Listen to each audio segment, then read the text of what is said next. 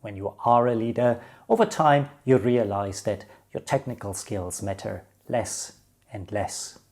And it all becomes about relationships with your clients, with investors, of course also with your employees.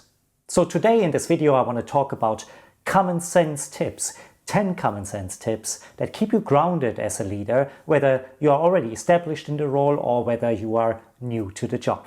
I have a dream, that's all I need. I'll make it happen with some work and belief.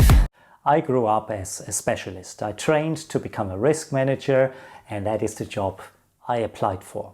And then just 3 months into my first job, I was thrown into the deep end of leadership. So I'm sure I made plenty of mistakes.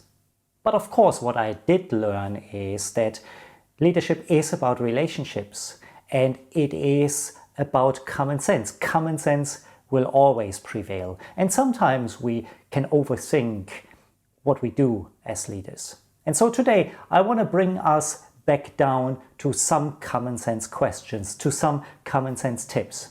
And the first 3 we want to talk about are obviously around people. Number 1, you don't need any particular skill apart from managing and relating and leading people. We do grow up as specialists, and there is a common phrase in the industry or in business that says, well, you are promoted up the ladder until you are completely useless and incompetent. And I want to believe that that's not true. But it is true that the promotion itself is often based on your performance as a specialist and rather less on the performance as you as a leader. So I would encourage you that when it is your goal to become a leader in your organization, that you pay a little bit more attention to that. And I'm not saying you shouldn't do all the things that you have to do as a specialist, but they become less important as you rise in the organization. Number 2, be generous with success. Nobody likes anybody who hugs successes. So don't be that person, but make sure that you share your success with others, that you tell clients, that you tell investors, that you tell your bosses what great things a particular person or a particular team has done. And number 3 is find great people.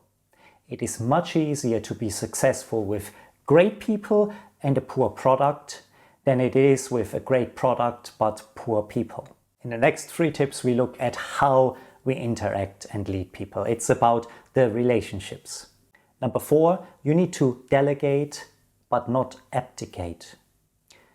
Make sure that you stay involved in what's going on, that you have a basic working knowledge of all the processes that go around in your company or in your team.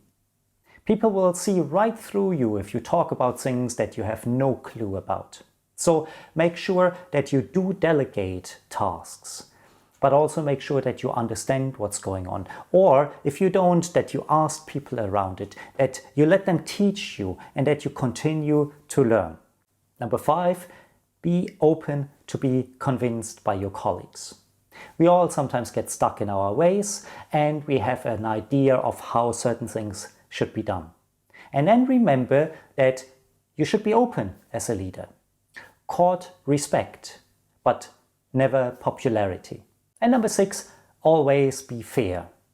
That seems such an obvious thing, and yet there are situations where that is very difficult.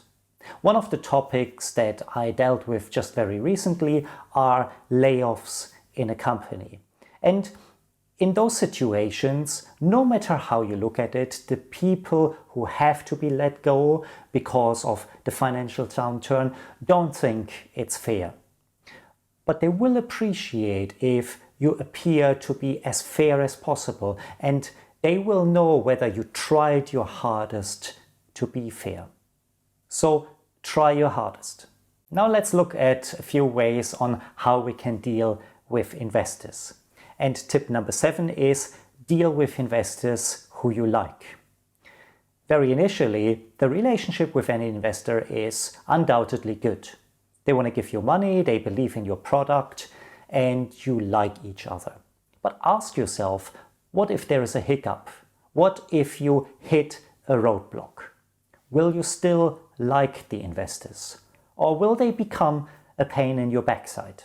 And number 8, have patience. Especially when you talk to investors. It is very easy and very tempting to tell them that you want to develop the Mark II model of something that you produced, when you haven't done a good job yet at the Mark I model. Be patient in your approach to your product development and your business. Your investors will thank you for it. And finally, what about ourselves?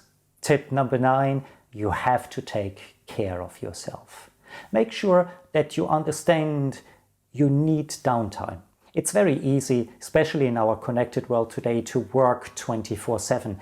And at times in my past, I loved that prospect. I loved being accessible all the time. I loved having calls with Asia in the middle of the night, talking to the US early in the morning, being accessible 24/7 because it makes you feel so important. But you are the CEO, you're the chairman, you are the business owner.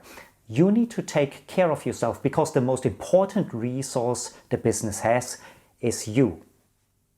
And what shape and form that takes, whether it is a hobby you take on, whether it is some exercise, whether it is listening to music, you can decide that best, but you must take care of yourself.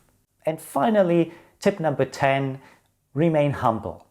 A CEO is somewhat a little bit like a conductor, choir conductor or an orchestra conductor. They know that sometimes they have to lead and guide, and sometimes they have to control things. But they also understand that in the end, it is always the orchestra that plays the music and not the conductor. All I can do as the leader of this YouTube channel is to provide the best content that I can. And then all I can do is ask you whether you like it. The rest is really up to you. But when you do like it, I'd really appreciate if you hit that like button. It helps YouTube to detect that there's something of value here. It'll help spread the message. And let's be honest, as leaders, we very rarely get feedback. So here's the chance to give me some feedback. Thank you very much. Now listen, in this particular video, I just wanted to cover as many aspects of leadership as possible. So I kept that very short. But if you like stories and if you like to find out also what helped me develop the leadership skills that I have today over the last 25 years, also watch the video that's on the screen right now. I promise you there are some stories, and I also promise you there are some tips in there that we haven't covered here, and that will help you improve your leadership style. I'll see you over there and in the next video.